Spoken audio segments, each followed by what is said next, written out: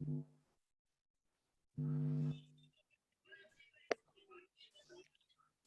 जी बच्चों, am audible? Yes sir. तुम लोग कहाँ गायब रहते हो? आमना थी लास्ट क्लास में, दिव्यांशी। यस सर, मेरा नेटवर्क बहुत खराब हो गया था उस वक्त। फिर जब आप गई तो फिर एक बच्ची और आ गई थी। और बाकी लोग, तिशा, जुवेरिया, दिव्यांशी, कहाँ थे? सर मेरे प्री बोर्ड्स और प्रैक्टिकल चल रहे थे और एक और क्लास थी, वो बीच में से क्लैश कर रही थी। अभी कर लिया एडजस्ट। अच्छा, और सर मेरे स्कूल था तो स्कूल से लेट हो गया था आने। भाई एक ऑप्शन और रखा है मैंने आप लोगों के लिए ना। अगर ये इशू कर रहा है इस टाइम, स्कूल से कुछ कहीं क्लैश कर रहा है, तो आप एक काम कर सकते हैं। मंडे, ये भी ऑप्शन मैंने दिया हुआ है। मंडे फ्राइडे 7:45 ऑनवर्ड्स, ऑलमोस्ट एक ही जगह है। आप जो मैं आज कराऊंगा आपको, वो फ्राइडे में कराऊंगा इस जगह। सो अगर आपका कुछ क्लैश कर रहा है तो आप उसको भी ज्वाइन कर सकते हैं। ठीक है। अब मेरे साथ बहुत ज्यादा लेक्चर्स नहीं रह गए। आमना, आपके जाने के बाद मैंने इंटरफेरेंस कंप्लीट कर दिया था, तो इंटरफेरेंस में को बहुत ज्यादा बचा हुआ नहीं था। आपने शायद लास्ट डेरिवेशन तक तो कर लिया था, फ्रेंच विच तक। इंटरफेरेंस कंप्लीट हो गया था लास्ट क्लास में। Start with diffraction. तो मैंने लास्ट लिखा था x is equals to y in small d by capital D। हाँ, उसके बाद बस एक फ्रेंच विच था और क्वेश्चंस थे, तो वो कल फिनिश हो गया था। अब उसके बाद जो नेक्स्ट टॉपिक है दैट इज डिफ्रैक्शन। अब आप सबका ही इंटरफेरेंस मिस हुआ है, तो इंटरफेरेंस का मैं लेक्चर आप लोगों के साथ शेयर कर रहा हूँ। कोई डाउट हो तो नेक्स्ट क्लास में मुझसे डिस्कस कर लीजिए।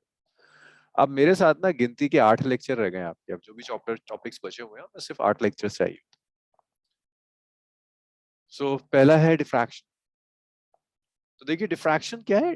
डिफ्रैक्शन बेंडिंग ऑफ लाइट है। जब लाइट एक किसी ऑब्स्टेकल या कॉर्नर से जब लाइट पास होती है तो लाइट बेंड हो जाती है। इसका मतलब ये है कि मान लो ये लाइट वेव जा रही थी, लाइट वेव के पाथ में आपने कुछ ओपेक ऑब्जेक्ट रख दी, कोई ऑब्स्टेकल रख दिया in the path of the light wave, तो इस कॉर्नर से लाइट वेव बेंड हो जाएगी। This bending of light wave is known as diffraction. अगर आप ये बेंडिंग डिस्कस करो ना, तो ये बेंडिंग साउंड वेव्स में बहुत होती है एंड इट्स वेरी कॉमन। कि जैसे अगर आपने एक वॉल ले ली, ये साउंड वेव्स आ रही, जब ये साउंड वेव्स आएंगी तो वॉल के साथ साथ ये साउंड वेव्स बेंड हो जाती है। ये जो बेंडिंग होगी साउंड वेव्स की, this bending of sound wave is known as diffraction. ये डिफ्रैक्शन था साउंड के अंदर। और साउंड में ये बेंडिंग बहुत कॉमन है। होता है ना कि अगर एक वॉल है एंड साउंड प्रूफ वॉल, कि इस वॉल से साउंड पास नहीं हो सकता, और यहाँ पर आपने कोई स्पीकर रख दिया और यहाँ आप खुद खड़े हुए हो, तो साउंड के साथ क्या होगा, ऐसे तो जा नहीं सकता। तो साउंड ऐसे जाएगा, ऐसे जाएगा, ऐसे जाएगा, बेंड होकर आ जाएगा। That's very common. हम रोज शायद इस चीज को ऑब्जर्व करते हैं। बट लाइट में बेंडिंग उतनी कॉमन नहीं है। द रीजन इज, बेंड करने के लिए जिस कॉर्नर से लाइट या साउंड कोई भी वेव बेंड हो रही है, उस कॉर्नर की डायमेंशंस, जो भी वेव बेंड हो रही है उस वेव की वेवलेंथ के कंपेरेबल होनी चाहिए। तो इसको ऐसे कहते हैं, size of obstacle should be comparable to the wavelength of light. जहां से भी लाइट बेंड हो रही है, इसकी साइज लाइट की वेवलेंथ के कंपेरेबल होना चाहिए। अगर ऐसा हो जाता है तो बेंड हो जाएगा, अगर ऐसा नहीं होता तो लाइट बेंड नहीं हो पाएगी। This is diffraction, bending of light. So phenomena of bending of light around the corners of small obstacle और अपर्चर। अब इसके बाद एक चीज और होती है, देखो मान लीजिए ये इसको मैं रेड कलर से शो कर रहा हूँ, दिस इज एन ऑब्स्टेकल। ये ऑब्स्टेकल है या ये एक वॉल है, इस वॉल पर आपने लाइट इंसिडेंट कर दी, तो जब लाइट वेव्स पास होंगी तो इसके बिल्कुल ऑपोजिट में शैडो बननी चाहिए। बट हमेशा ना शैडो नहीं बनेगी। ऐसा होता है कई बार कि लाइट आई, यहाँ से बेंड होगी और बेंड होने के बाद यहाँ तक लाइट पहुंच गई, तो जहां आप एक्सपेक्ट कर रहे थे कि शैडो होनी चाहिए, वहां पर भी कुछ लाइट वेव मिल रही है। Consequence, spreading into region of geometrical shadow is called diffraction. अब जैसे इंटरफेरेंस में ब्राइट और डार्क फ्रिंजेस होते हैं, ऐसे यहाँ पर भी ब्राइट और डार्क फ्रिंजेस हो सकते हैं। देखो यहाँ क्या हो सकता है, लाइट वेव्स और लाइट वेव्स कंबाइन कर देंगी, सुपर इम्पोज कर देंगी, और सुपर पोजिशन की वजह से कहीं ऐड होंगी तो एक ब्राइट सा स्पॉट मिलेगा, कहीं वेव और वेव कैंसिल होगी तो थोड़ा सा डार्क सा स्पॉट मिलेगा। इसको मैं आपको यहाँ दिखा सकता हूँ, मेरे पास एक रियल पिक है। ये रियल डिफ्रैक्शन का एक्सपेरिमेंट है। यहाँ से लाइट जा रही है, इस कॉर्नर से बेंड हो रही है, और बेंड करने के बाद देखो आपको ये डिफ्रैक्शन पैटर्न मिल रहा है। ये बहुत ब्राइट स्पॉट है। अगर आप देखोगे तो जस्ट ब्राइट के बाद ना एक छोटा सा डार्क स्पॉट है, फिर ब्राइट है, फिर हल्का सा डार्क है, फिर ब्राइट है, फिर डार्क है। तो ये डिफ्रैक्शन पैटर्न मिलता है। ब्राइट का मतलब है वेव और वेव ऐड हो रही है, डार्क का मतलब है वेव और वेव ने एक दूसरे को कैंसिल कर दिया। This is diffraction. अपर्चर का जो भी साइज होगा, जहां से भी लाइट बेंड हो रही है, उसका साइज लाइट की वेवलेंथ से बहुत बहुत कम है। तो अगर किसी कॉर्नर से लाइट बेंड हो रही है तो उस कॉर्नर का साइज लाइट की वेवलेंथ से बहुत कम। That's the condition for diffraction. Size of aperture should be very very less than the wavelength of light. अब जैसे आपने एक अपर्चर लिया, इसका साइज ए है, ये ओपनिंग ली हुई है आपने, ये जो मैं आपको व्हाइट से शो कर रहा हूँ। एक होल मान लो, इस होल से लाइट पास हो रही, कॉर्नर से लाइट बेंड हो जाएगी। अगर इस होल का साइज, इस अपर्चर का साइज लाइट की वेवलेंथ से बहुत कम है या कंपेरेबल है, तो बहुत ज्यादा डिफ्रैक्शन होगा। अगर इसका साइज लाइट की वेवलेंथ से ज्यादा हो जाए तो आपको डिफ्रैक्शन नहीं मिलेगा। डिफ्रैक्शन तभी मिलेगा जब साइज वेवलेंथ से कम हो। फिर डिफ्रैक्शन को दो पार्ट्स में आप डिवाइड करते हैं, एक फ्रेस्नेल और एक फ्राउनहोफर। फ्रेस्नेल डिफ्रैक्शन में डिस्टेंसेस फाइनाइट होते हैं। कौन से डिस्टेंसेस? सोर्स और स्लिट के बीच का डिस्टेंस। जैसे ये स्लिट है ना, ये स्लिट है जहां से लाइट डिफ्रैक्ट हो रही है, तो जो भी लाइट सोर्स रही होगी, उस लाइट सोर्स और इस स्लिट के बीच में जो डिस्टेंस होगा वो इनफाइनाइट होगा। स्लिट और ये स्क्रीन है जहां पर पैटर्न दिख रहा है, स्लिट और स्क्रीन के बीच का भी जो डिस्टेंस है वो भी इनफाइनाइट है। अगर ये डिस्टेंसेस इनफाइनाइट है तो आप कहते फाइनाइट है, सॉरी, अगर फाइनाइट है तो आप कहते हैं फ्रेस्नेल डिफ्रैक्शन। अगर ये डिस्टेंसेस इनफाइनाइट हो जाए तो आप कहते हैं आपका जो डिफ्रैक्शन होगा that will B Fraunhofer diffraction. This is a Fraunhofer diffraction. चलिए भाई लिखना शुरू कीजिए, फिर हम आगे। ये समझ आया सबको डिफ्रैक्शन एग्जैक्टली है क्या? तो देखो डिफ्रैक्शन में सिर्फ क्या हो रहा है, दो वेव्स हैं, बेंड होकर एक दूसरे पर सुपर इम्पोज कर जाती है, और सुपर इम्पोज करने के बाद कहीं ऐड होगी तो ब्राइट मिलेगा, कहीं कैंसिल करेंगी तो डार्क मिलेगा, और ये पैटर्न मिलता है आपको, ये जो यहाँ शो हो रहा है, ये डिफ्रैक्शन पैटर्न।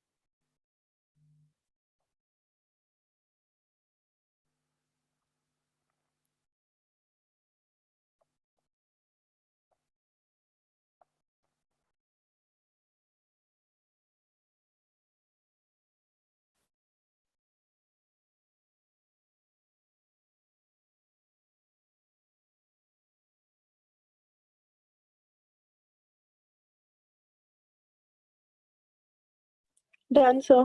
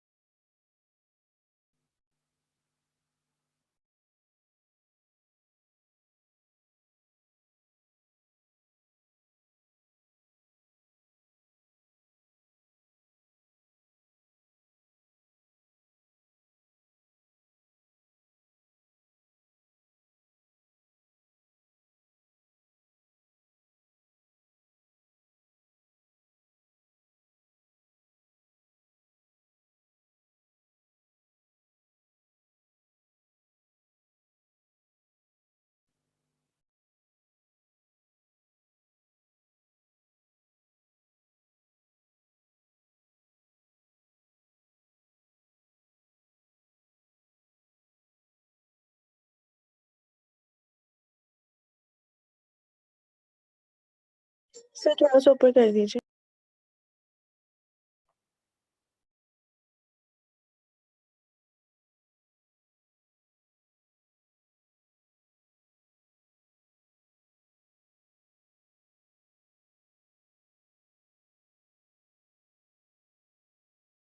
अच्छा, डिफ्रैक्शन में अच्छा ये है कि कोई डेरिवेशन नहीं है, डिफ्रैक्शन में सिर्फ आपको फैक्ट्स पढ़ने हैं। एक छोटी सी कैलकुलेशन है, वो कैलकुलेशन भी है आपके सिर्फ एक सेंट्रल ब्राइट फ्रिंज की विड्थ कैलकुलेट करनी होती है, बाकी सब फैक्ट्स। Done sir. तो डिफ्रैक्शन आपके सिलेबस में फ्रेस्नेल नहीं है, आपको फ्रॉनहोफर डिफ्रैक्शन पढ़ना है, मींस योर सोर्स स्क्रीन सब इंफिनिटी पर है। अच्छा एक बात बताओ, अगर तुम्हारी सोर्स इंफिनिटी पर है तो रेस कैसी होंगी, कन्वर्ज करेंगी, डाइवर्ज करेंगी या parallel rays? Sir parallel. Parallel rays होगी। अगर सोर्स इंफिनिटी पर है तो रेस पैरेलल। वेव फ्रंट कैसा होगा, स्फेरिकल, सिलिंड्रिकल या plane? Sir plane. Plane wave. तो देखिए single slit diffraction, single slit diffraction में क्या होता है, आपने एक सिंगल स्लिट ली और उसके ऊपर आपने लाइट वेव इंसिडेंट कर दिया। जब ये लाइट वेव आगे पास होगी तो ये बेंड कर देगी, एक सिंगल स्लिट है, और बेंडिंग की वजह से देखो एक लाइट तो नहीं आ रही ना, मल्टीपल वेव्स पास हो रही, वो मल्टीपल वेव्स बेंड होने के बाद एक दूसरे के साथ सुपर इम्पोज कर देंगे, और सुपर इम्पोज करने के बाद ये इस तरह का पैटर्न ड्रॉ करते हैं। तो यहाँ पर आपको जो डिराइव करना होता है, आपको डिराइव करना होता है कि किन कंडीशंस में ब्राइट स्पॉट मिलेगा, किन कंडीशंस में आपको एक डार्क स्पॉट मिलेगा। तो आपको कंडीशंस चाहिए ब्राइट और डार्क फ्रिंज की कंडीशंस। ये एग्जैक्ट फिगर है इसको कैलकुलेट करने के लिए। तो मैं एक बार आपको ड्रॉ करके दिखा रहा हूं, फिर हम ना इसी से लिखेंगे। देखो यहाँ हम करते क्या है, यहाँ हमने एक सोर्स ली हुई है,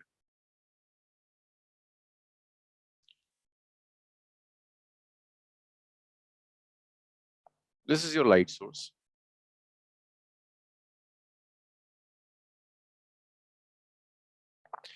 आपके फ्रॉनहोफर डिफ्रैक्शन के लिए लाइट सोर्स इंफिनिटी पर होनी चाहिए, मींस रेज पैरेलल आ रही है। ये आपको सिंगल स्लिट दिया हुआ है, this is your single slit. अब सोर्स इंफिनिटी पर तभी हो सकता, अब सोर्स को या तो आप इंफिनिटी पर रख दो, इंफिनिटी पर रखने का मतलब है रेज पैरेलल आ रही। तो पैरेलल रेज अचीव करने के दो तरीके होते हैं, एक तो तरीका ये होता है इसे इंफिनिटी पर ले जाकर रख दो, मींस बहुत दूर रख दो। दूसरा ये होता है कि एक लेंस लो और उसके फोकस पर रख दो सोर्स को। तो आप एक काम ये भी कर सकते हैं कि आप एक कॉन्वेक्स लेंस लें, कॉन्वेक्स लेंस के फोकस पर आपने सोर्स को रख दिया, तो यहां से जो रेज निकलेंगी बाहर, ये रेज डाइवर्ज होगी, मींस फोकस पे थी तो ये रेज रिफ्रैक्ट होने के बाद एक दूसरे के पैरेलल हो गई।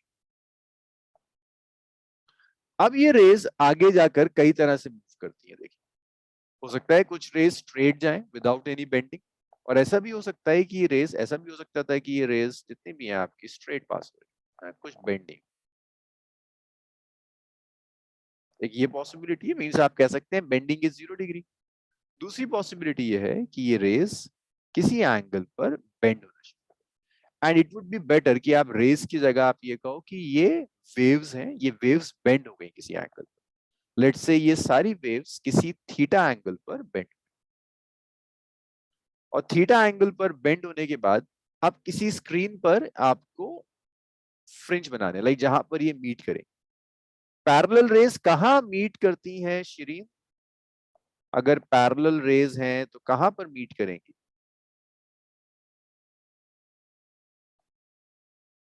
ज्वेरिया, पैरेलल रेज कहां मीट करती हैं, किस पॉइंट पर? दिशा, पैरेलल रेज कहां मीट करती हैं, किस पॉइंट के ऊपर? Sir focus. फोकस पर। पैरेलल रेज, देखो पैरेलल रेज मिलेंगी तो इंफिनिटी के ऊपर, लेकिन अगर आप कोई लेंस लेंस रख दें बीच में, तो इस लेंस से रिफ्रैक्ट होने के बाद ये किसी फाइनाइट पॉइंट पर मीट कर सकते हैं। अगर आप लेंस ना लो तब तो ये इंफिनिटी पर जाकर मिलेंगे ना, पैरेलल लाइन से they will meet at infinity. तो आपने एक लेंस यूज कर लिया, ये लेंस इन रेज को या इन वेव्स को कन्वर्ज कराएगा, और कन्वर्ज करने के बाद ये वेव्स किसी पॉइंट पर मिलेंगे, ये पॉइंट आपका bright This point is your bright fringe.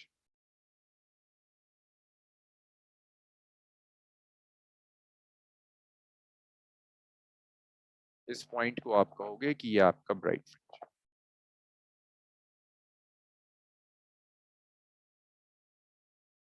अब ये रेज यहां पर कर गई तो इसको हम सेंट्रल ब्राइट भी कहते हैं।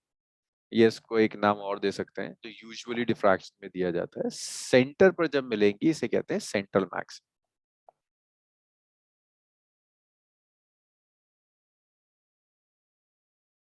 Central max.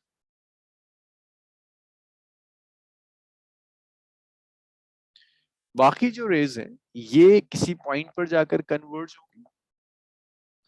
ये जिस पॉइंट पर जाकर कन्वर्ज होंगी, यहां पर अब पता नहीं मुझे कि वेव्स ऐड होंगी या कैंसिल होगी, बहरहाल जो कुछ भी होगा यहां पर कोई nth फ्रिंज बनेगा। अब ये nth मैक्सिमा भी हो सकता है। मैक्सिमा मींस वेव्स ऐड हो जाएंगी, और it could be nth minima. nth minima means waves add नहीं होगी, वेव्स एक दूसरे को कैंसिल। तो ये आपको nth मैक्सिमा मिल गया, ये आपको nth मिनिमा मिल गया, and this is the central maxima.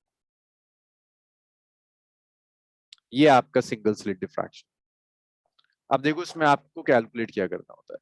ये स्लिट विड्थ है a, ये जो मैं a यहां ले रहा हूं दिस इज स्लिट विड्थ। देखो ये लाइट की वेवलेंथ से कम रही होगी, अदरवाइज डिफ्रैक्शन नहीं होता, लाइट बेंड नहीं करती। दूसरा ये जो मैं थीटा ले रहा हूं इसके नीचे ना मैं थीटा n लिख सकता हूं। ये थीटा बेसिकली आपको पोजीशन बता रहा है nth मैक्सिमा और मिनिमा का। देखो जितना ज्यादा ऊपर होगा थीटा की वैल्यू बढ़ती चली जाएगी। तो सेंट्रल मैक्सिमा की रिस्पेक्ट में आपका nth मैक्सिमा कितना दूर है वो आप दो तरह से बता सकते हैं। एक तो सेंट्रल मैक्सिमा से लेकर nth मैक्सिमा तक का आप सेपरेशन लिख सकते हैं, दैट सेपरेशन इज yn, ऐसे भी बता सकते हैं। और एंगल की टर्म्स में बता सकते हो, जितने दूर होगा ये एंगल उतना ही ज्यादा होगा। तो आप ऐसे भी लिख सकते हैं this is angular separation, angular separation of nth maxima. जो भी आपका nth मैक्सिमा है ये उस nth मैक्सिमा का एंगुलर सेपरेशन है जिसे आपने थीटा n कहा।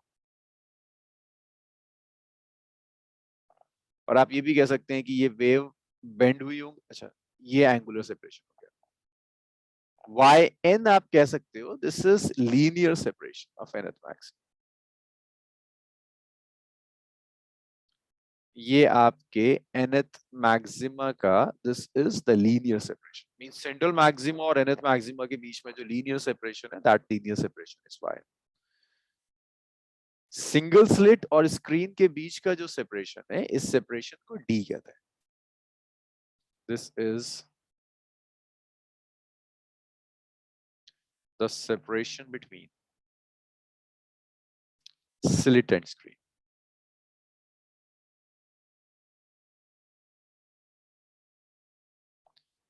सो आपके स्लिट और आपकी स्क्रीन के बीच का जो सेपरेशन होगा उसे आप d कहोगे। एक आखिरी चीज और है, ये जो वेव है इस पॉइंट को कुछ a कह दो, इस पॉइंट को कुछ b कह दो, और इस पॉइंट को p कह देता है। वेव्स a से भी p पर पहुंच रही हैं और b पर भी b से भी p पर पहुंच रही हैं। आप में से कोई बताएगा कौन सी वेव ज्यादा पाथ कवर कर रही है, a to p या b to p? कौन सा पाथ ज्यादा होगा? B to P. b to p। b से लेकर p तक जो वेव जाएंगी वो ज्यादा पाथ कवर करेंगी। तो आप यहां से एक काम और कर सकते हैं, आप यहां से नॉर्मल ड्रॉप कर दो और आप इस नॉर्मल का नाम रख दो दिस नॉर्मल इज n। तो b से p तक जो वेव जा रही है वो जो एक्स्ट्रा पाथ कवर कर रही है वो bn है। इस एक्स्ट्रा पाथ को आप कहते हो this is the path difference. ये जो एक्स्ट्रा पार्ट है इसे आप पाथ डिफरेंस कहें। That's the extra path covered by the waves travelling from a to b और b to c। ये पाथ डिफरेंस। अगर ये थीटा n तो ये वाला एंगल भी थीटा n होगा। आप कर सकते हो, देखो ये भी आपका जो एंगल है ना ये थीटा n है। रीजन ये है कि ये और ये परपेंडिकुलर है एक दूसरे के, ये थीटा एन तो ये 90 माइनस थीटा एन, और ये भी पूरा 90 डिग्री, ये थीटा एन आ गया। अगर आप ट्राइंगल ले लो, अगर आप ट्राइंगल ए बी एन ले रहे हो, देखो ट्राइंगल ए बी एन में आपका जो साइन थीटा एन होगा, साइन थीटा होता है perpendicular upon hypotenuse, it's B N divided by A. So your BN is AB sin theta n। तो ये आपका BN है, AB sin theta n। Part difference जो होगा that is AB sin theta n। और AB देखो क्या था, स्लिट विड्थ के इक्वल, तो आप लिख सकते हो A sin थीटा सबस्क्रिप्ट में n is equal to path difference.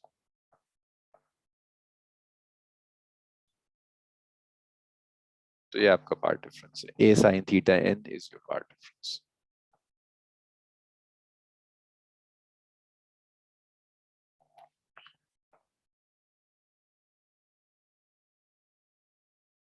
तो ये सिंगल स्लिट डिफ्रैक्शन है। ये समझ में आया कुछ ऐसा जिसमें प्रॉब्लम हो? या ये फिगर समझ में आ रहा है? जवेरिया, श्रीन, दिशा, क्लियर है सब? ये सर। Yes sir. चलिए इस रे डायग्राम को ड्रॉ करिए, इसी को कहते हैं सिंगल स्लिट डिफ्रैक्शन। फिर देखते हैं हमें मैथमेटिकली कैलकुलेट किया। अच्छा इसमें एक छोटी सी कैलकुलेशन और आती है, एक छोटा सा काम और कर लेते हैं। एक काम और हो सकता है, देखो ये अगर मैं इसको सेंटर कह दूं O, इसको मैं O1 कह दूं और इसे मैं P कह दूं, तो देखो it's a right angle triangle in OO1P।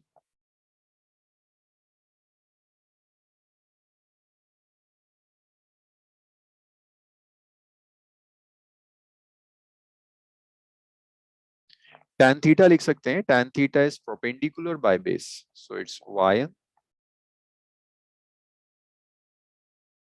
O1।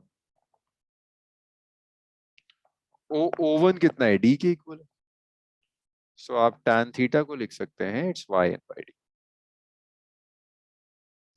So angular separation और linear separation, theta n is angular separation, y n is linear separation, तो आप ऐसे कनेक्ट कर सकते हैं। चलिए भाई ये फिगर बनाइए। बस डिफ्रैक्शन यही है, इसके अलावा डिफ्रैक्शन में कुछ है नहीं, बाकी तो फैक्ट्स लिखते हैं।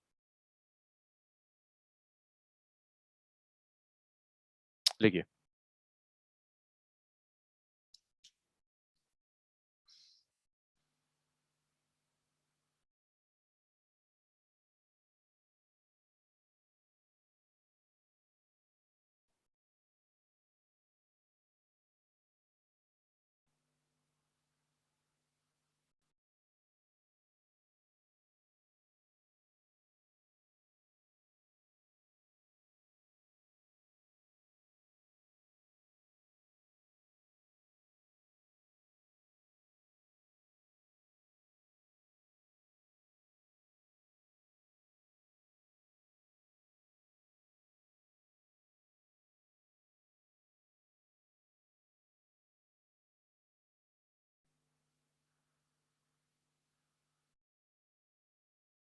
आप लोग लिख लो तो बताना मुझे, हाँ?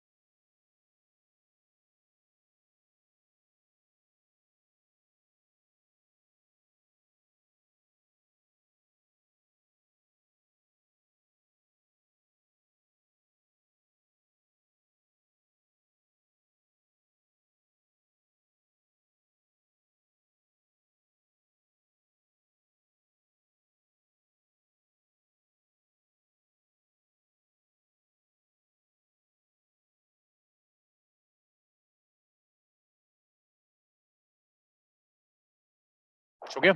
स्क्रॉल करूं?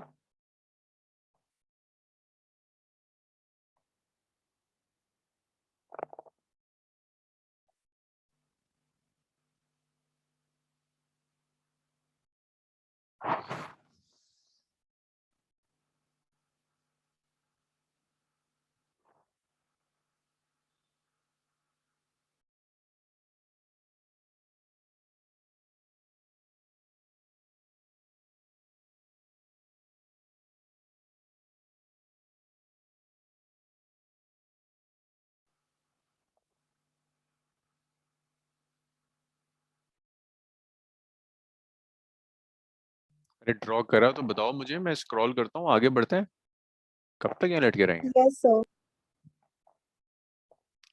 तिशा हो गया? दिव्यांशी? यस अच्छा दिव्यांशी कर रही है, दिव्यांशी कर रही है। करो करो करो दिव्यांशी।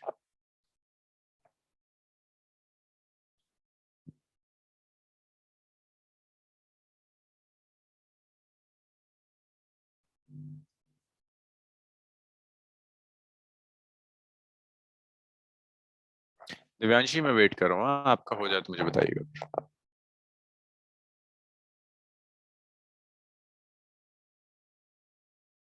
हो गया हो गया, अब इसे लिख लीजिए। So part difference is a sin theta n, a is the fringe width, or tan theta n is yn by d.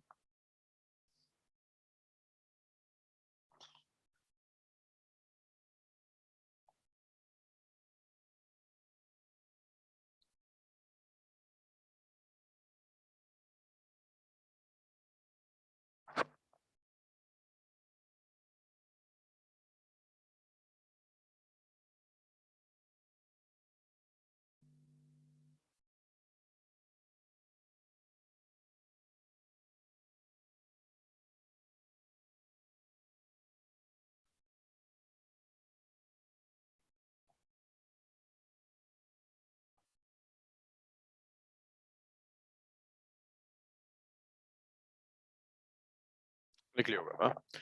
So देखिए आपको कंडीशंस चाहिए ब्राइट फ्रिंज की और या मैक्सिमम और मिनिमा की। मैक्सिमम मींस जहां वेव्स ऐड होती है, मिनिमम मींस जहां वेव्स कैंसिल होती है। तो कंडीशन का क्या मतलब है, मुझे पार्ट डिफरेंसेस चाहिए जब वेव्स ऐड होंगी या वेव्स कैंसिल होंगी। तो वहां से मुझे थीटा की वैल्यूज मिल जाएंगी जब भी वेव्स ऐड होंगी, मैक्सिमा की कंडीशन। और अगर मुझे थीटा मिल जाएगा तो इस रिलेशन से वाई एन भी मिल जाएगा। यूजुअली इन केसेस में स्मॉल एंगल अप्रोक्सीमेशन वैलिड होता है। तो देखो अगर स्मॉल एंगल अप्रोक्सीमेशन वैलिड है, इसका मतलब होगा कि sine theta is equal to almost equal to tan theta, which is almost equal to yn by d, which is equal to theta,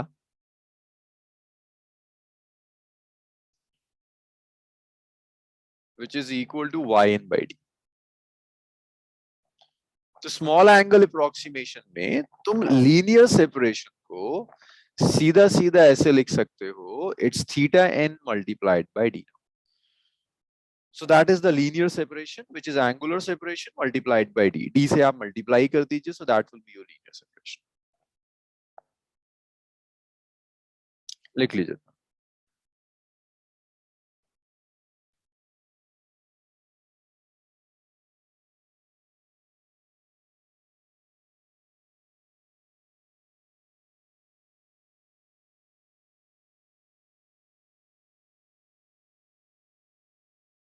Done, sir. Tisha हो गया? शरीन? यस सर अब देखिए इसमें आपसे कहेगा कि मैक्सिमा और मिनिमा। मुझे एक बार जरा प्लीज बता दो मैक्सिमा का क्या मतलब है शरीन? कब कहोगे कि मैक्सिमा आ रहा है डिफ्रैक्शन में? मैक्सिमा क्या होगा, वेव्स ऐड होंगी या वेव्स कैंसिल करेंगे? वेव्स ऐड हो जाएंगे ना, तो मैक्सिमा, और कैंसिल कर देंगे एक दूसरे को, तो आप क्या दोगे, मिनिमा हो जाएगा। तो आपको कंडीशंस चाहिए मैक्सिमा और मिनिमा की, तो वो कंडीशंस के लिए हमने ये डिटेल लिखी।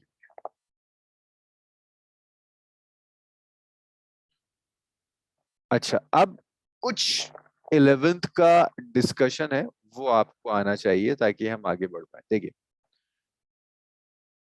अगर आप कह रहे हो कि दो वेव्स ऐड होनी है, क्लास 11th में वेव्स में था, देखो ये एक वेव, इसे आप कहते हो क्रस्ट ऑफ वेव, इसे आप कहते हो ट्रफ ऑफ वेव। क्रस्ट अगर आप यहां पर लिखना शुरू कर दो, फेस की टर्म्स में लिखना शुरू करो, एंगल की टर्म्स में लिखना शुरू करो, तो ये 0 एंगल होता है। इस पॉइंट के लिए एंगल π/2 होता है, इस पॉइंट के लिए एंगल 3π/2 होता है, ये पाई होगा और ये 2π होगा, इसे कहते हैं फेस। और ये 0, ये पूरी जो वेव की लेंथ है ये लैम्डा होती है। हाफ वेव की लेंथ λ/2 हो जाएगी, और उसका भी हाफ लोगे तो λ/4 हो जाएगा। λ/2 और लैम्डा के बीच में 3 λ/4 हो जाएगा, तो इसे आप कहोगे this is path. So destructive का मतलब है वेव और वेव एक दूसरे को कैंसिल कर देगी। लाइक एक वेव अगर ऐसे आ रही है और एक वेव ऐसे जा रही है, इन्होंने एक दूसरे को कैंसिल कर दिया, दैट्स डिस्ट्रक्टिव।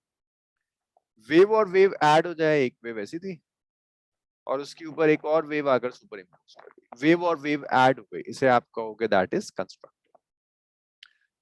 अगर दो वेव्स हैं जिनमें फेज डिफरेंस पाई का है तो वो डिस्ट्रक्टिव होती है, वेव्स एक दूसरे को कैंसिल कर देगी।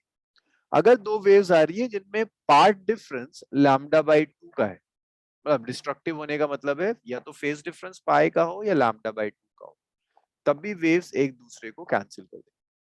मींस अगर मैं आपको दो वेव्स ऐसे बनाकर, एक वेव ये और एक वेव ये, देखो इस वेव का क्रस्ट और इस वेव का ट्रफ ओवरलैप कर रहा है, दैट मींस ये दोनों वेव्स एक दूसरे को कैंसिल कर देंगे। डिस्ट्रक्टिव इंटरफेरेंस, डिस्ट्रक्टिव सुपरपोजिशन कहते हैं। अब ये तो मैंने फिगर ड्रॉ करके दे दिया, अगर मैं पाथ के टर्म्स में कहता हूं तो मैं आपसे कहूंगा पाथ डिफरेंस λ/2 होगा। मैं फेज की टर्म्स में कह रहा हूं तो मैं कहूंगा फेज डिफरेंस पाई का होगा इन दोनों वेव्स में, तो ये एक दूसरे को कैंसिल कर देंगे। ये क्लास 11th में पढ़ते थे, इतना लिख लीजिए, फिर इसको यूज करूंगा मैं आगे कुछ फैक्ट्स।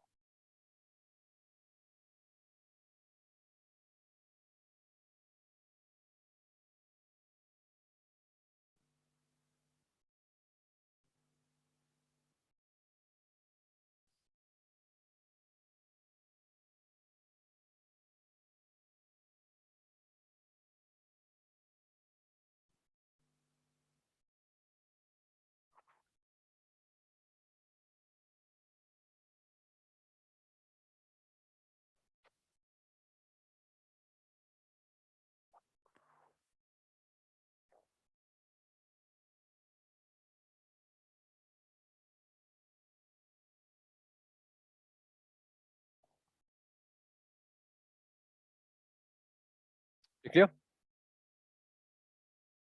ये सब कर लिया नोट। Yes sir. तो इन सारी चीजों में ना जो चीज काम की है वो सिर्फ इतना है, अगर दो वेव आ रही उसमें क्रस्ट और ट्रफ ओवरलैप करता है जैसे ये, तो ये वेव एक दूसरे को कैंसिल कर देंगे। अब आपको मैथमेटिकली कैसे पता चलेगा? आपको पता चलेगा पाथ से।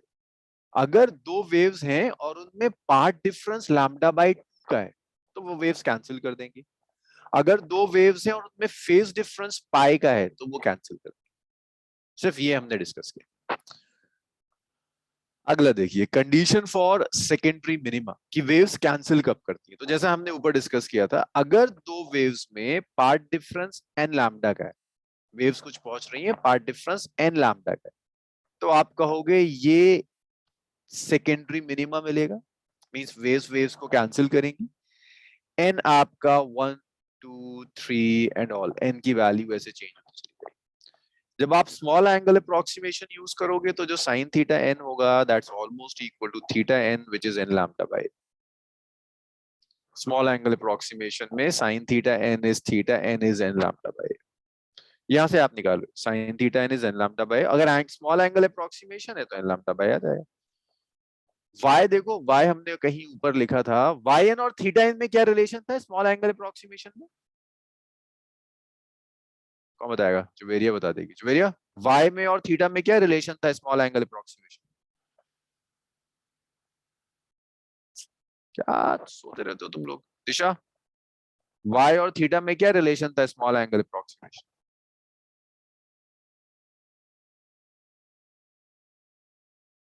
आमना, So theta is equals to yn by d. Theta n तो y n कितना हो जाएगा? d into theta n। पता नहीं क्यों कभी कभी फीलिंग आती है क्लास में एक आध बच्चा ही है जो पढ़ रहा है, बाकी पता नहीं क्या कर रहा है। एग्जाम से एक दिन पहले जाओगे, y n कितना होगा? इट्स d थीटा है, तो this is n lambda by a multiplied by d, ये y n हो जाएगा। Linear separation.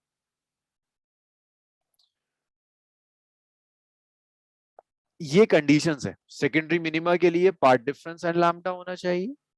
जो एंगुलर सेपरेशन होगा that is n lambda by a small angle approximation में। Linear separation is n lambda d by. अगर small angle approximation valid नहीं है, if small angle approximation is not valid, अगर small angle approximation valid नहीं है कहीं, तो फिर आपको ये यूज करना होगा tan theta n is Y N by D. तो मैं यहां से थीटा n निकालना पड़ेगा कुछ साइन इनवर्स लेकर, फिर तुम यहां सब्स्टिट्यूट करोगे तब वाई एन आएगा, अगर स्मॉल एंगल अप्रोक्सीमेशन वैलिड नहीं। इतना लिखिए, फिर यहां से एक थ्योरेटिकल क्वेश्चन आता है, उसे भी यहीं डिस्कस कर लेते हैं, आगे लेके नहीं जाएंगे।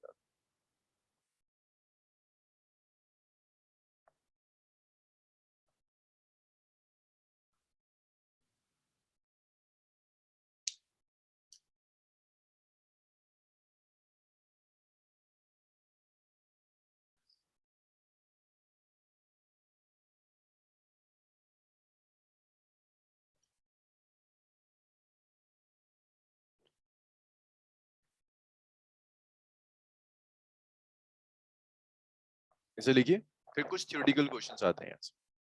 अच्छा, इसकी डेरिवेशन इंटरफेरेंस में हमने डिराइव किया था, डिफ्रैक्शन में ये डिराइव नहीं कर, डायरेक्ट फैक्ट्स है।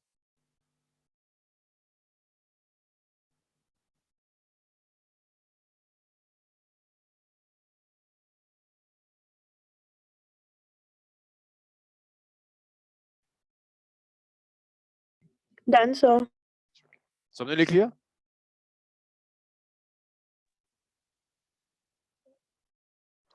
नेक्स्ट। अब कभी कभी ना ये क्वेश्चन आ जाता है कि एक्सप्लेन करो थ्योरेटिकली एज अ क्वेश्चन, और बहुत आया बोर्ड्स में, कि जब पार्ट डिफरेंस एन लैम्डा है तो मैक्सिमा मिनिमा क्यों बनता है। तो इसे ऐसे एक्सप्लेन कर सकते हैं कि अगर मैं एन इक्वल टू 1 ले लूं तो पार्ट डिफरेंस कितना हो जाएगा लैम्डा का। तो मान लीजिए ये आपकी स्लिट थी पूरी, है ना, ए बी, जहां से वेव्स आ रही थी, सिंगल स्लिट ए बी, ये आपकी सिंगल स्लिट है जहां से लाइट वेव्स आ रही। तो आप इस सिंगल स्लिट को दो इक्वल पार्ट्स में डिवाइड कर सकते हैं। ए और बी से जो वेव्स आएंगी उनमें पार्ट डिफरेंस लैम्डा है। अगर आपने इसे दो इक्वल पार्ट्स में डिवाइड कर दिया तो ऊपर से और नीचे से जो वेव्स आएंगी उनमें पार्ट डिफरेंस होगा लैम्डा बाई 2 का। लैम्डा बाई 2 के पार्ट डिफरेंस का क्या मतलब है? वेव्स ऐड होंगी या कैंसिल होंगी? ऊपर पढ़ा था हमने कहीं, Cancel होंगे sir. कैंसिल हो जाएंगी। तो अगर पार्ट डिफरेंस लैम्डा बाई 2 का है तो वेव्स कैंसिल हो जानी चाहिए। तो उसी को एक्सप्लेनेशन मैंने लिख दिया, slip A B can be divided into two halves, AC and CB, तो इसको मैंने C नाम दे दिया। Waves coming from AC and CB have part difference of lambda by 2, तो ये दोनों एक दूसरे को कैंसिल कर देंगे, so you will get minimum। ये आया है, कई बार आया है कि ऐसा क्यों होता है कि पार्ट डिफरेंस एन लैम्डा में मिनिमम मिलता है। तो एक्सप्लेन करने का तरीका यही है कि अगर पार्ट डिफरेंस ए और बी से जो वेव्स आ रही हैं उनमें पार्ट डिफरेंस लैम्डा है, तो आप इस पूरी स्लिट को दो पार्ट्स में डिवाइड कर सकते हैं। ऊपर और नीचे वाले पोर्शन से जो वेव्स आएंगी उनमें पार्ट डिफरेंस लैम्डा बाय 2 का होगा, so they will just cancel out. तो डिस्ट्रक्टिव सुपरपोजिशन मिलेगा। फिर वो आपसे एक चीज और पूछ लेता है, condition for nth secondary maximum. अच्छा इसको लिख लो, पहले इस क्वेश्चन को लिख लो, it's a very important question.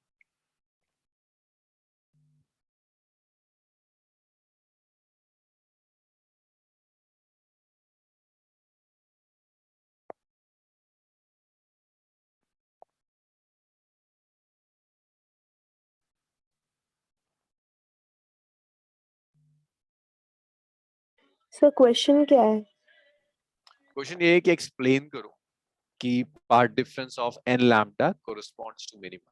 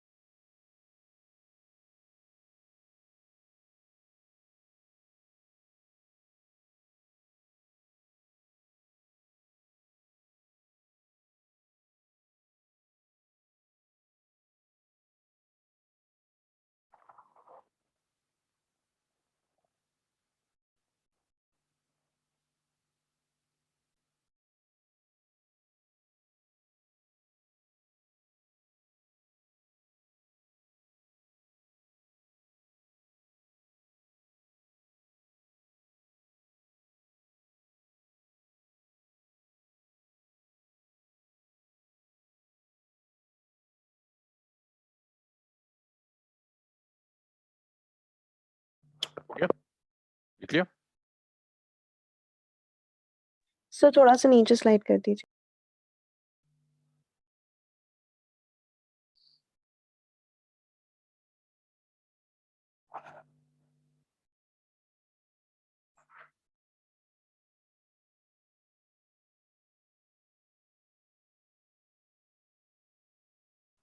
तो पार्ट डिफरेंस अगर दो वेव्स में लैम्डा बाय 2 का है तो क्या होगा, वेव्स ऐड होंगी कैंसिल होंगी दिव्यांशी? लैम्डा बाय 2 का path difference, waves will add और will cancel out each other.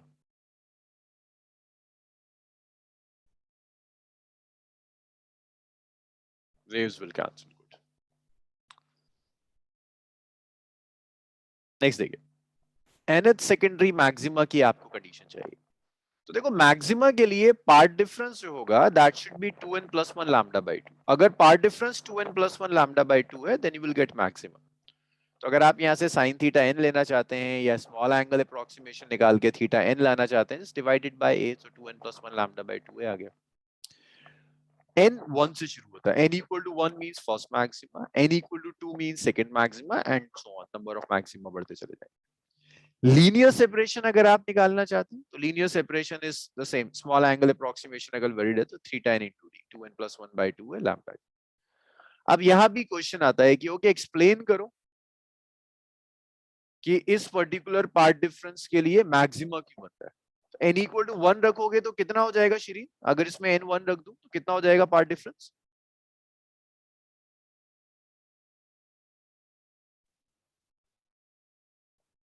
If you put n equal to 1 तो ये कितना आ गया 3 लैम्डा बाई 2। अब आपको एक्सप्लेन करना है कि 3 लैम्डा बाई 2 के लिए मैक्सिमा क्या है। तो देखो अब आप क्या कर सकते हो, जो आपकी स्लिट थी ना उसे आपने 3 पार्ट्स में डिवाइड कर दिया, 1 2 3। शुरू के 2 पार्ट से जो वेव्स आ रही हैं उनमें पार्ट डिफरेंस लैम्डा बाई 2 का है, तो शुरू के 2 पार्ट्स की वेव्स एक दूसरे को कैंसिल कर देंगी, ये तीसरा बच जाएगा। तो आप ये लिख सकते हो कि divide slits into 3 equal parts, part difference between two corresponding points will be lambda by 2। ऊपर और नीचे वाला बीच अगर 2 पार्ट्स ले लो, पार्ट डिफरेंस लैम्डा बाई 2 है तो वेव्स कैंसिल कर देंगे, तो ये तो डिस्ट्रक्टिवली सुपर इम्पोज कर जाएंगे। थर्ड पार्ट से वेव्स ऐड होना शुरू हो जाएंगी और सेकेंडरी मैक्सिमा बनेंगे। इंटेंसिटी बहुत बहुत कम होगी सेंट्रल मैक्सिमा के कंपेयर।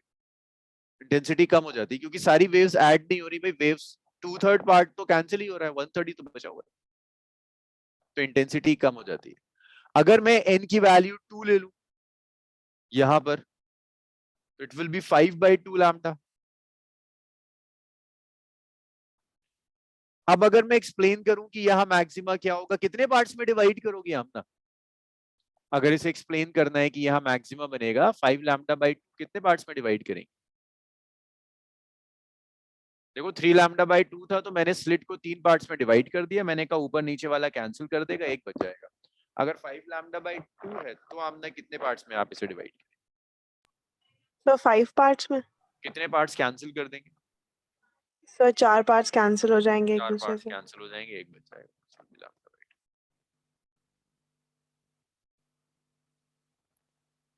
इसको भी लिख लीजिए फिर आगे देखते हैं।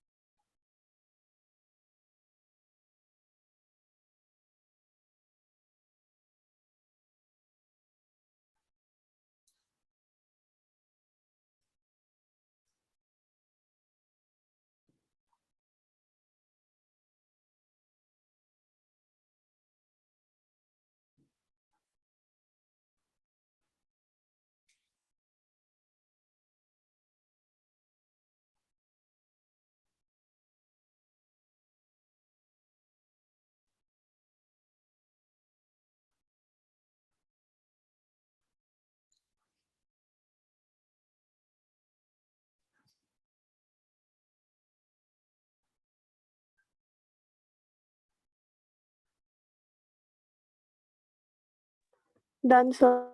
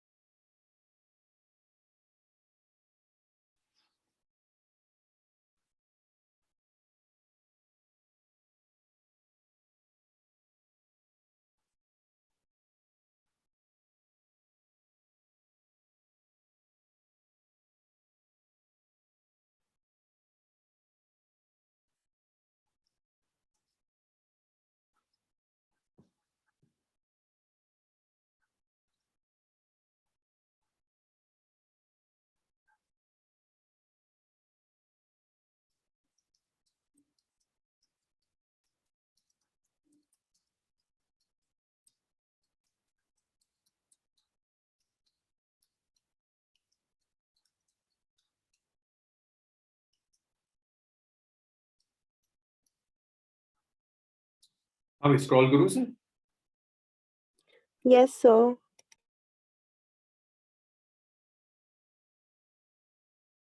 ओके, इसको लिख लीजिए, ये एक्सप्लेनेशन लिख लीजिए।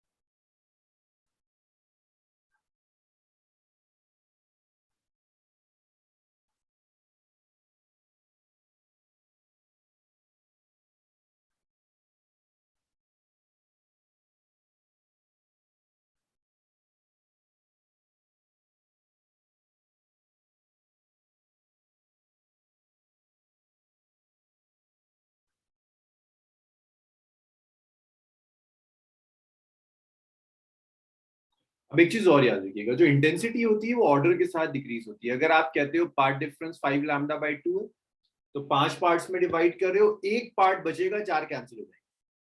7 लैम्डा बाई 2 लेते हो, अगर n3 लेते हो, तो 7 में से 6 कैंसिल हो जाएंगे, एक बचेगा। तो जैसे जैसे आप हायर ऑर्डर पर जाओगे, इंटेंसिटी कम होगी।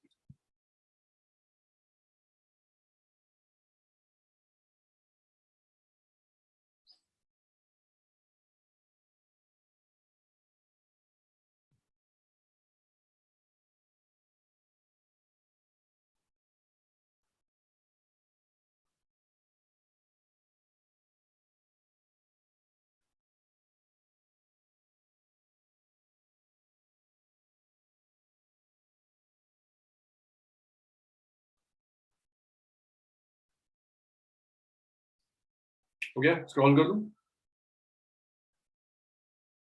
So wait. इसके बाद ना इंटेंसिटी डिस्ट्रीब्यूशन कर्व ड्रॉ करने के लिए कहते हैं कि कहाँ मिनिमा होगा, कहाँ मैक्सिमा होगा। तो देखो, अगर मैं एक्स एक्सिस पर एंगुलर फ्रिंज सेपरेशन ले रहा हूँ, देखिए ये जो आपका सेकेंडरी मिनिमा था भाई, फर्स्ट मिनिमा कब आ रहा था? जब n1 था, तो थीटा आएगा लैम्डा बाय a। अगर आप n इक्वल टू 1 रखते हो यहाँ पर, so you will get a sin theta 1 is lambda by, तो sin theta 1 आ जाएगा, lambda by a sin, next higher जाओगे तो lambda by 2 एंड ऑल। तो जो सेंट्रल मैक्सिमा के लिए पार्ट डिफरेंस 0 होता है, सबसे ज्यादा इंटेंसिटी सेंट्रल मैक्सिमा की है। पार्ट डिफरेंस लैम्डा बाय ए का तो फर्स्ट मिनिमा मिलेगा। मैक्सिमा के लिए 3 लैम्डा बाय 2 ए था, फिर 2 लैम्डा बाय ए मिनिमा के लिए। मैं सिर्फ यही काम कर रहा हूँ, देखो यहाँ पर n की वैल्यू 1 2 3 4 रखता चला जा रहा हूँ, और यहाँ पर n की वैल्यू भी 1 2 3 4 रख रहा हूँ। n1 रखूंगा तो 2 लैम 3 n1 रखूंगा तो कितना आ जाएगा? 3 लैम्डा बाय 2। तो ये आ गया। इंटेंसिटी सेंट्रल मैक्सिमा की सबसे ज्यादा होती है, फर्स्ट मैक्सिमा की कम होगी, 1/21 टाइम्स हो जाती है, फिर 1/61 टाइम्स हो जाती है और कम होती है। इतना लिखिए, इसको भी ड्रॉ कर लीजिए, ये इंटेंसिटी डिस्ट्रीब्यूशन का, ये भी इंटेंसिटी डिस्ट्रीब्यूशन ड्रॉ करवा लेता हूं। इसका अगर आप नाम लिखना चाहो तो इससे इंटेंसिटी डिस्ट्रीब्यूशन कर दीजिए।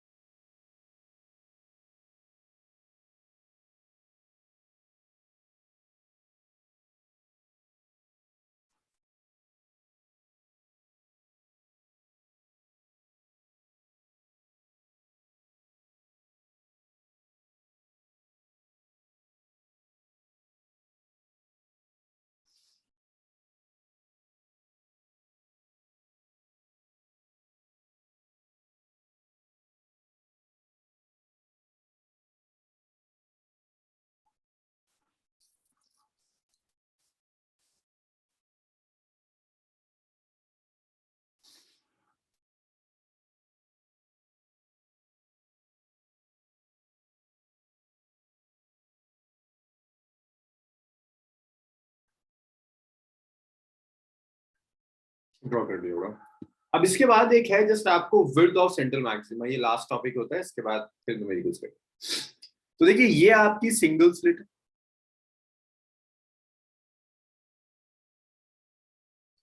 ये स्क्रीन है आपका, और इस स्क्रीन पर आपका डिफ्रैक्शन पैटर्न बन रहा है, ये सेंट्रल मैक्सिमा, यहां से लेकर और यहां तक ये पूरा सेंट्रल मैक्सिमा। सेंट्रल मैक्सिमा के फौरन बाद फर्स्ट मिनिमा बनता है, उससे पहले भी फर्स्ट मिनिमा। तो अगर मैं आपको ये बता दूं कि सेंट्रल मैक्सिमा से फर्स्ट मिनिमा तक का जो डिस्टेंस है वो यहाँ y1, और नीचे वाला भी जो डिस्टेंस है वो y1। तो तिशा मुझे बता सकती हो सेंट्रल मैक्सिमा की टोटल विड्थ कितनी?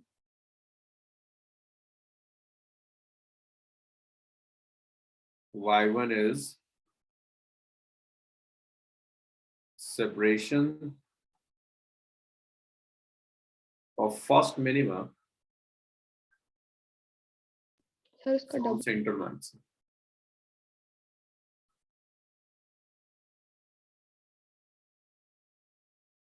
हाँ जी बताओगे, ये अगर सेपरेशन y1 है तो टोटल विड्थ कितनी होगी सेंट्रल मैक्सिमा की?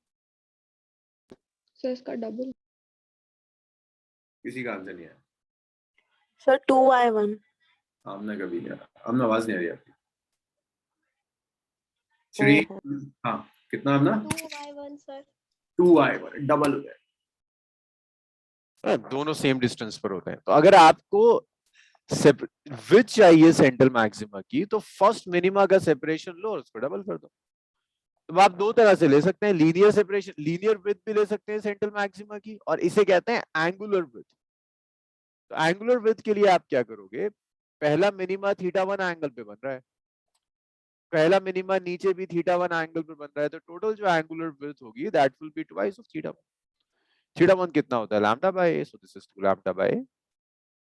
θ1 यहां से निकाला है मैंने, ये था ना a sin theta is equal to n lambda, n equal to 1 ले लिया, तो θ1 आ गया लैम्डा बाय।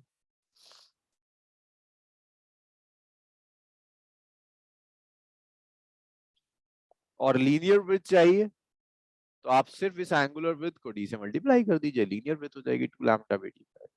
इसे लिख लीजिए बस। इतना डिफ्रैक्शन में थ्योरी का पार्ट है, अब कुछ दो तीन तरह के न्यूमेरिकल्स आते हैं वो सॉल्व कर लेते हैं। इतना लिख लीजिए फिर स्टार्ट करते हैं। सर इसके ऊपर वाला डायग्राम दिखा दीजिए। ओके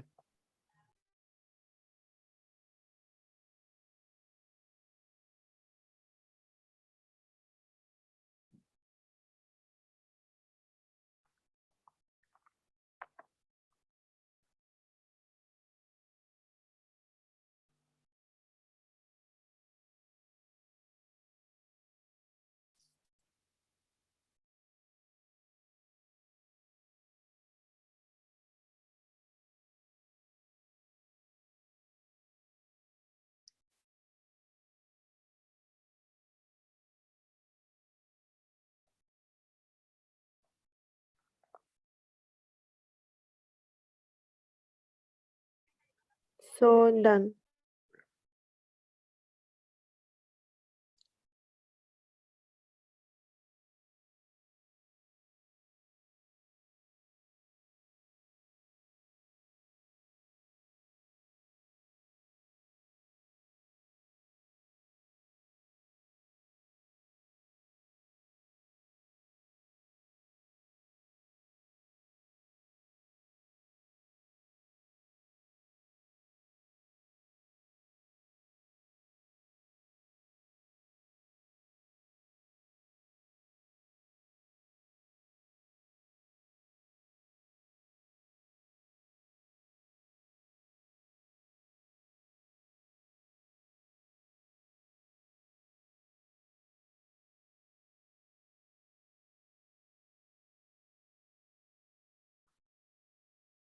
लिख लेते हैं न्यूमेरिकल्स देखिए।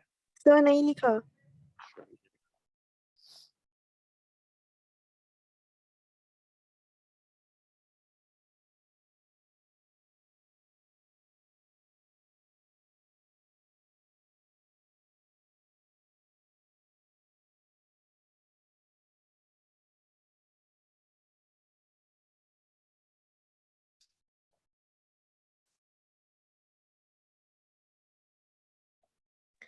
Done, sir. चलो क्वेश्चन लिखिए, इसको सॉल्व करेंगे साथ।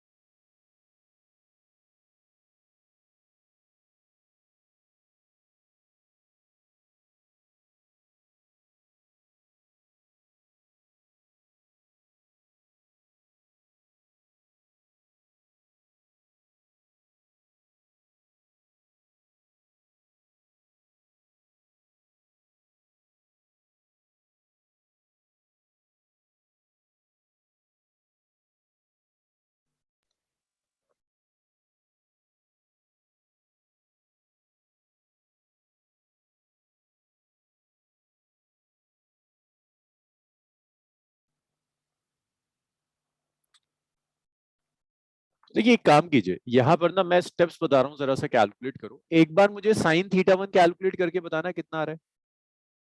ये था ना a sin theta is equal to n lambda, ये वाला। मैं तो फर्स्ट मिनिमा का सेपरेशन चाहिए ना, n1 रख दो और मुझे साइन थीटा कैलकुलेट करके बताओ। साइन थीटा की वैल्यू ही बताएगी कि यहाँ पर स्मॉल एंगल अप्रोक्सीमेशन यूज होगा या नहीं। करो जल्दी से, जरा साइन थीटा 1 कैलकुलेट करके बताओ कितना आ रहा है।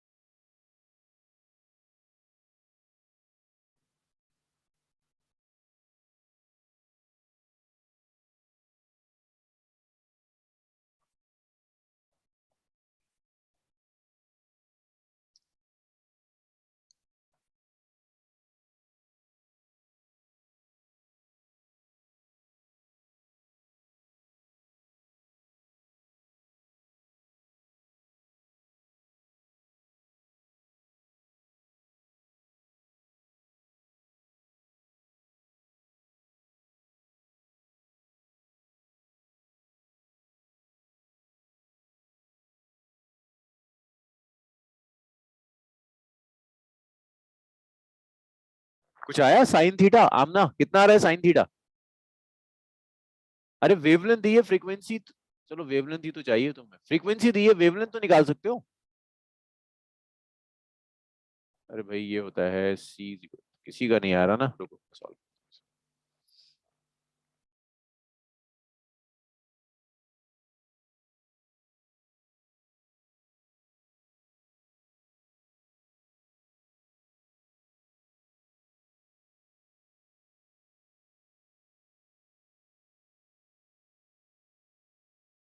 तो देखिए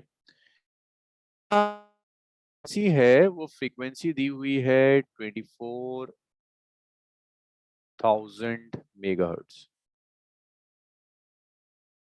तो यहाँ जो फ्रीक्वेंसी है वो है 24,000 into 10 raise to the power 6 hertz, ये फ्रीक्वेंसी है। सी स्पीड ऑफ लाइट है 3 इंटू 10 रेज पावर 8 मीटर पर सेकेंड। देखो ये रिलेशन होता है फ्रीक्वेंसी, स्पीड और वेवलेंथ में। तो यहाँ से वेवलेंथ लिख सकते हो C by new.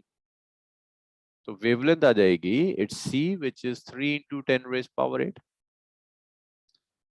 Divided by 24,000 into 10 raised to the power 6 now। तो ये लैम्डा आ जाएगा it's 3/24 into 10 raised to the power -1। तो ये 1/8 हो जाएगा। तो लैम्डा आ गया आपका 1/80 मीटर। अब आप साइन थीटा कैलकुलेट कीजिए। देखिए साइन थीटा n को आप लिख सकते हो n लैम्डा बाय a। मैं कह रहा हूँ फर्स्ट के लिए कैलकुलेट कीजिए। So put n equal to 1, when you put n equal to 1 you will get sine θ1 is lambda by a। तो यहाँ से आप लिख सकते हो ना कि आपका sin θ1 आ गया, लैम्डा देखो लैम्डा कितना है 1/80, स्लिट विड्थ है 5 centimetre, 5 into 10 raised to the power -2। इसको ऊपर ले जाइए तो sin θ1 आ जाएगा, इट्स 100/80 into 5। so देखिए कैंसिल हो गया, ये 2/8 आ गया, 1/4। तो ये तो बड़ा एंगल है। स्मॉल एंगल अप्रोक्सीमेशन तो आप तब यूज करते हैं जब आपके पास कुछ ऐसा दिया हुआ होता कि 10⁻³ -4 कुछ ऐसा आता, तब स्मॉल एंगल अप्रोक्सीमेशन वैलिड होता है। यहाँ तो वैलिड ही नहीं होगा। तो आप θ1 को ऐसे लिखोगे, θ1 इज साइन इनवर्स 1/4। अब ये तो गिवन नहीं है कि 1/4 कब आता है, उसको आप यहाँ छोड़ दीजिए। आप एंगुलर विड्थ लिख सकते हैं,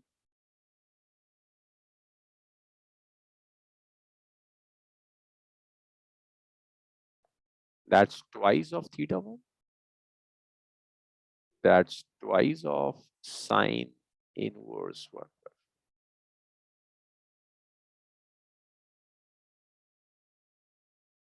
So that's angular width, which is twice of θ1, or this is twice of sine inverse 1/4। लिखिए।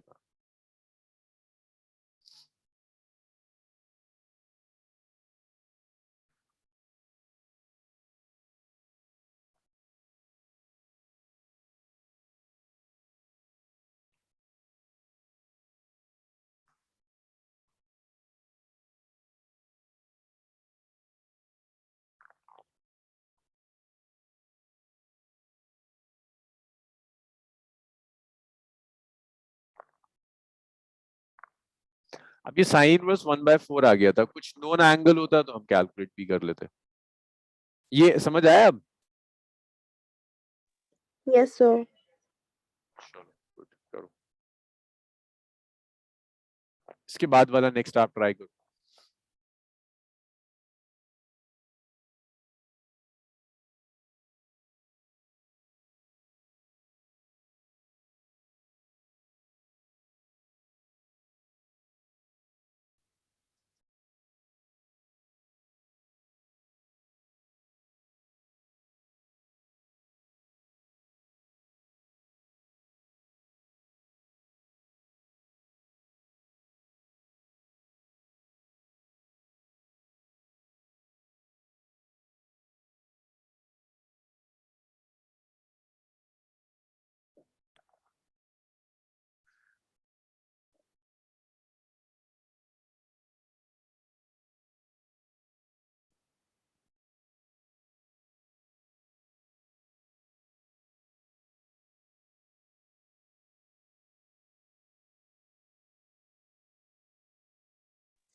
सो इस चैप्टर की और कितनी क्लासेस लगेंगी? आज लास्ट है, वेव ऑप्टिक्स खत्म। सो हम लोग नेक्स्ट कौन सा शुरू करेंगे? Modern physics. अब जो चैप्टर्स हैं वो सब एक एक क्लास के होते हैं। मतलब अब मेरे साथ आपके 4-5-6 लेक्चर्स होंगे जो रह गए इसके खत्म करने के बाद। तब तो सिर्फ वो है जो आप ऑलरेडी केमिस्ट्री में पढ़कर आते हो। 11th में आपने जो एटॉमिक स्ट्रक्चर वगैरह पढ़ा था उसी सब का रिपीटेशन। लिखिए ना।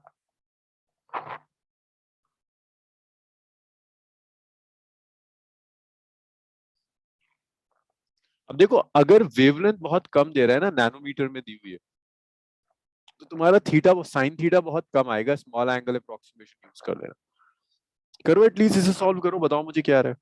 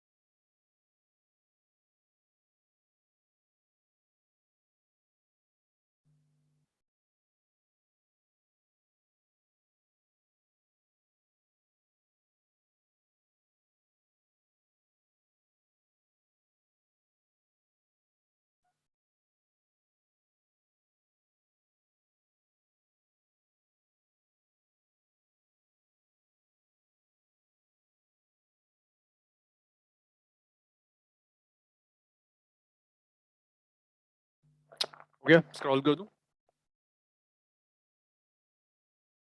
Yes, हाँ, sir. कुछ आया answer?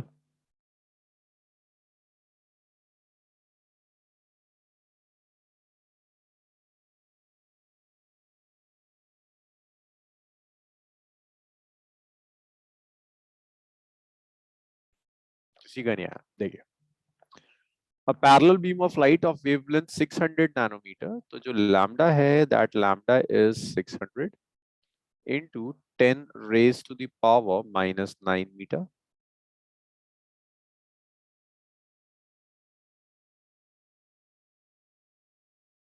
Is incident normally on a slit of width d, slit width आपको d दी हुई है.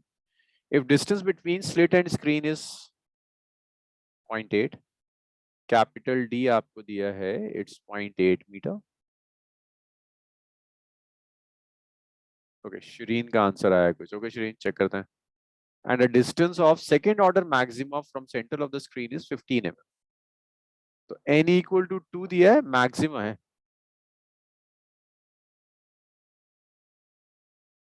और आपको y2 दिया है which is 15 mm.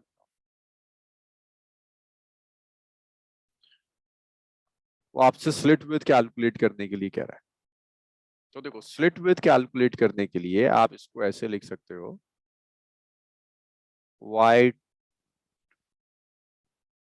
पहले तो मैक्सिमा की कंडीशन लिख लेते हैं. देखिए, मैक्सिमा की कंडीशन थी a sin theta n is equal to n 2n plus 1 lambda by 2.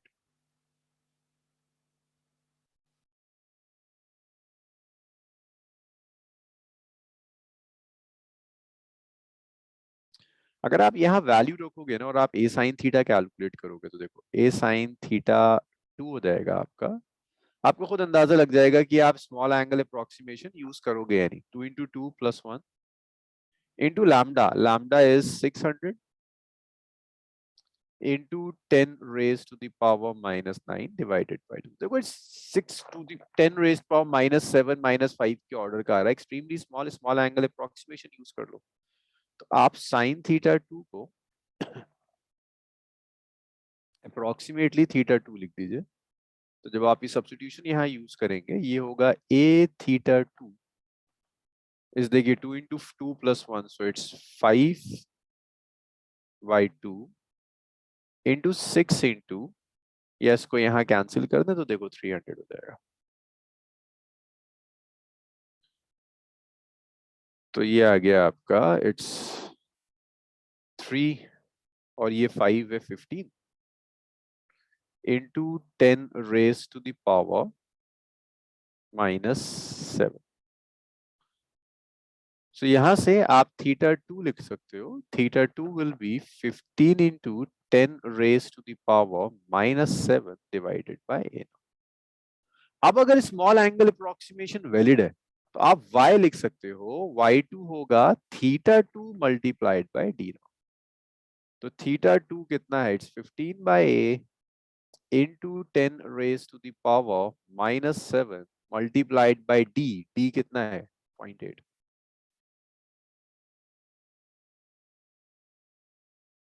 और ये आपको सेपरेशन दिया हुआ है. Central maxima from centre of the screen is 15 mm. y2 उसने आपको दिया है 15 mm. तो इस पूरे को 15 mm से इक्वेट कर दीजिए. तो 15 by a into 10 raised to the power minus 7 into 0.8 is 15 mm. 15 into 10 raised to the power minus 3. now तो 15 से 15 कैंसिल हो गया, क्रॉस मल्टीप्लाई किया आपने, a आ गया. So a is 10 raised to the power minus 7 into 0.8 divided by 10 raised to the power minus 3. So you get a which is 10 raised to the power minus 4 into 0.8 meter.